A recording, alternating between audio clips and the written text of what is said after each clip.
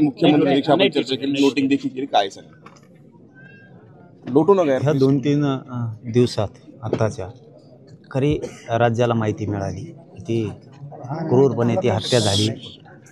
3 वर्षाच्या मुलीवरती बलात्कार केला जातो. तिचा चेहरा ओळखायला येत नाही हे सांगायला प्रसारमाध्यमातून खरंच नाही पाहिजे. लोक खूप हळहळ करतात. खूप मोठमोठ्याले दगड घालून तिचा चेहरा विद्रूप करण्यात आला 3 वर्षाच्या लेकीचा. आत्ताही मी ते फोटो बघितले, मी आधी बघितले नव्हते. इतकं वाईट कृत्य त्या नराधमाने केलं. म्हणून मी सरकारला असं सांगतो, फाशी मिळणार नाही. कोपर्डीच्या प्रकरणात आणखीनही आरोपीला फाशी नाही मिळाली. जर खरंच त्या 3 वर्षाच्या लेकीला तुम्ही लाडकी लेक म्हणता, लाडकी बहीण म्हणता, तर मुख्यमंत्र्यांनी आणि दोन्ही उपमुख्यमंत्र्यांनी खरंच लाडकी लेक वाचवायची असेल तर फाशी होईल का नाही ही शंका आहे. त्यापेक्षा एन्काउंटर करून टाका. एकदम करेक्ट. तुम्ही एन्काउंटर करून टाका.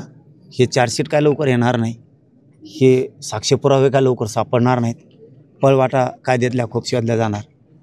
जर पुन्हा असं जसं आपल्या यज्ञाताईला झालं तसं कायदाच यज्ञाताई म्हणून एक नवीन कायदा पारित करायचा किंवा त्याच कायद्यात दुरुस्ती करायची.